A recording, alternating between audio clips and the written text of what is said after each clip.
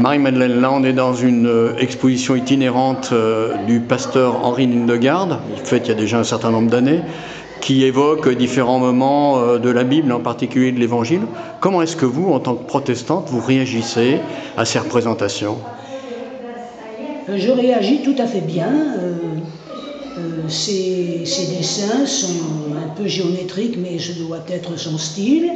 Mais il est bon, il y a certaines personnes qui comprennent mieux le sens d'une histoire quand ils le voient figurer par une image. Cette représentation où il utilise en permanence le noir et blanc, le contraste, qu'est-ce que ça vous dit?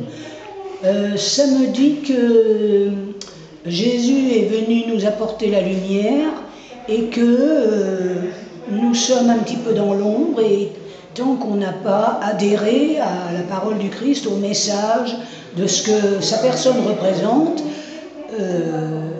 on est encore dans l'ombre.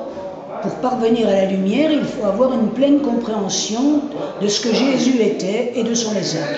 Par tradition, la réforme en opposition à l'Église catholique de l'époque, c'était justement le refus de la représentation, le refus de l'image.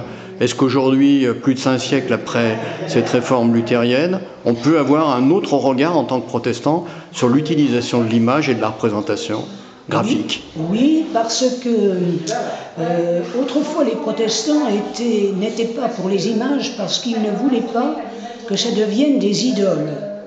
Mais d'un autre côté, 5 siècles après, en pédagogie par exemple, pour les jeunes qui apprennent, on leur dit toujours que s'ils arrivent à représenter par un dessin le texte qu'ils viennent de lire, c'est qu'ils ont parfaitement compris. D'ailleurs, nous-mêmes, dans le protestantisme, c'est le sacerdoce universel, et nous faisons le culte, et nous faisons la prédication. Et pour bien comprendre une prédication, quand on nous apprend à devenir prédicateur laïque, on nous demande de faire nous-mêmes un dessin.